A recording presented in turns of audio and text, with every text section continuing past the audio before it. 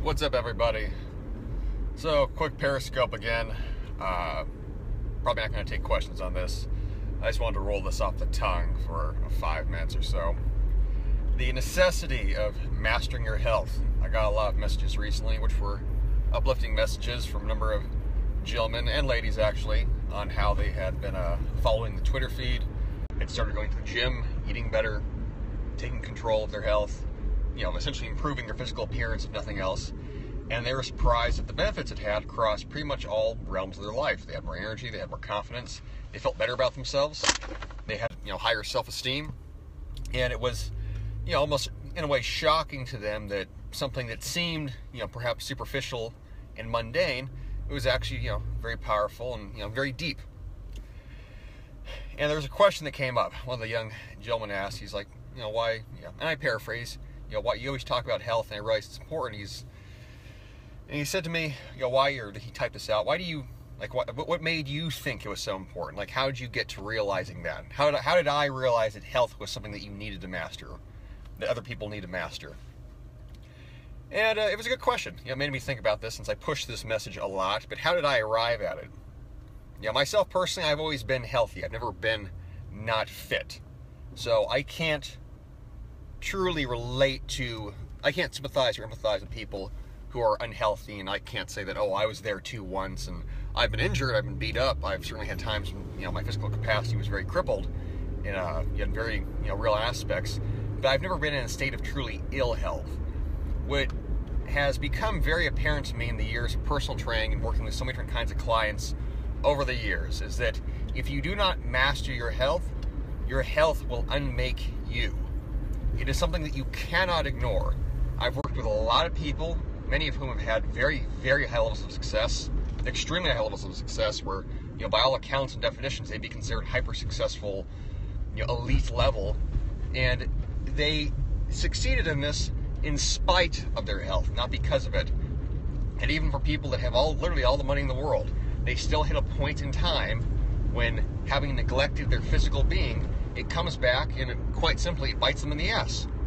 They get high blood pressure, they get anxiety, they get into their 30s, they have gained weight, their wife is no longer attracted to them, their husband is no longer attracted to them, they can't keep up with their kids, they have a heart attack at the age of 47 and they're shocked. Or they get diabetes and they realize, wow, my health has really declined and I can physically feel it. They lose energy, they lose their drive. Or they're at work and they can't handle stress anymore. The ability to power through things by sheer force of will. It worked in their 20s, maybe it worked in their early 30s, maybe they're 40 now, close to 40, and suddenly they just get sick a lot. Or they have, anxiety breakdowns, panic attacks. It always manifests itself somehow. So, what do you do in that instance, in those scenarios? Well, it's a hard thing to handle for people.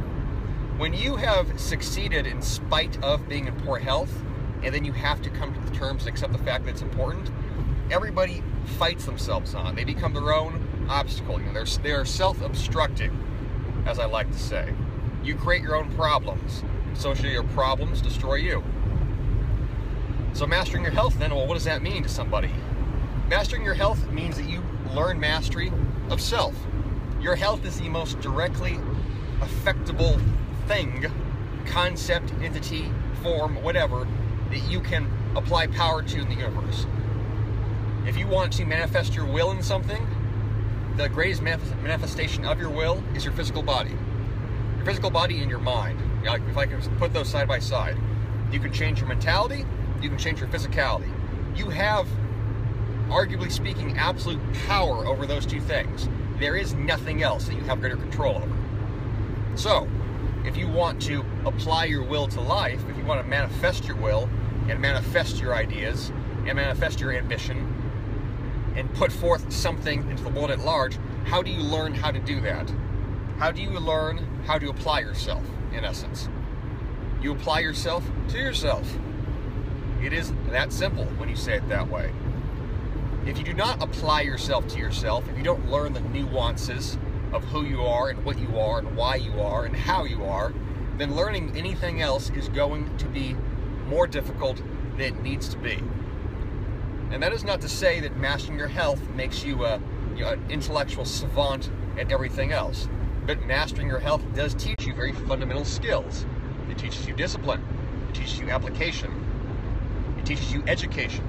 It trains you to be autodidactic. I like that word a lot. What does that mean? It means that you learn yourself. It trains you to study and learn, starting with yourself. That's an imperative skill. If you have the belief that you can learn anything, most of all who you are, well then life becomes a lot easier. If you lack that belief, and you don't believe that you are capable of learning, you don't believe that you are capable of being healthy, you have a self-limiting belief to your personal narrative that who you are and what you are about, well, you're not that kind of person, you're not meant to be healthy, other people are meant to be that way, but you're not that person, you're just not this, and you're just not that, you just can't do this, and you just don't do that, and all this just bullshit, vague language. It's weak language, it's a weak way of speaking to yourself, it's a weak narrative to live by. Well, then that's going to be your reality, and it's probably going to be less than to your satisfaction. So if you want to not live that way, and you want to live to your satisfaction, you want to maximize your potential as a human being, you want to hopefully one day actualize yourself, where do you begin?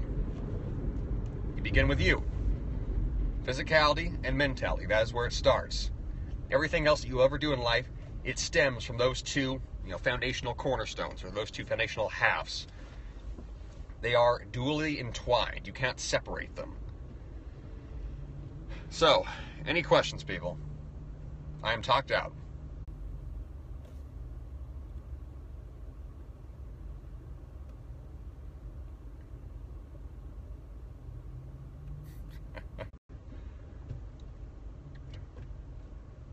Is ice cream cool?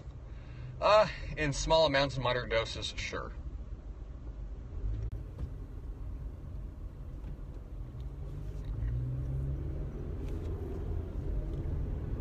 Yes, no, maybe so, ladies and gentlemen. You got maybe 3 minutes. I missed it all, can you repeat it? No, you will watch it from the beginning, since I am not repeating a 5.5 minute off the top of consciousness tangent. Working out helped me in studying a lot. Yeah, it should have. Working out, well, what does working out do? Well, it improves your memory retention, it improves your neurological, development. It improves your cognitive perception, it improves your learning capabilities. It improves everything. Having more muscle and a stronger, fitter, healthier body improves all aspects of your being. What was that word you used again? Autodidactic. How did you track your... I don't track my calories. My ability to auto-regulate is unconscious because I've learned nutrition and mastered it for years now, and I don't actively track anything. I have unconscious subroutines, which, essentially, you could argue track my food and intake and measure everything out, but I know my precise nutritional needs, so my aptitude for my nutrition diet is entirely unconscious in that way. You think Obama was a bad president? I don't think he was a bad president. I certainly do think that he was not as good as a president as some people would make him out to be. He will have a very mixed legacy in 10 to 15 years. How did you learn about nutrition? Well, I'm a personal trainer and then also just a lot of self-education. How do I convince someone else, my girlfriend, to stop eating ice cream every day and live healthier? Well, you could set an example, or you could, perhaps try to investigate the fact of why they think their health doesn't matter. Or you could break up with her and get a better girlfriend, since, and I would say that too if you were a girl asking about your boyfriend. I would never ally nor align myself with somebody that did not care about their health at all. I do not. I've eliminated all people from my life that are that way. The people that don't care about their health will neglect a lot of other areas of their life. A lot. Best business to start without money. Well, not a lot of businesses don't really require money, so it depends on how much money we're talking. You can start an online business and start a website and start selling stuff for less than $1,000. That just becomes you have to think creatively on that one. Something personal training you can get started with for less than $1,000. It's not expensive. There's a lot of freelance work you can teach yourself how to do. So, you have to, like I said, think about what you're good at. What's wrong with gym bros? I'm not really sure what the question is. What if your parents don't care about health? I would keep hounding your parents about it, since they are your parents and hopefully they are receptive to being hounded. But if they don't, they don't. And they will have to suffer the consequences thereof. You cannot save everybody. Nor is it your role necessarily to save people in the first place.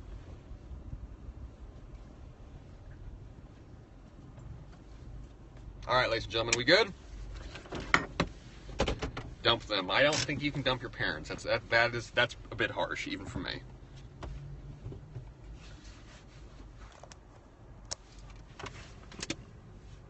One last question.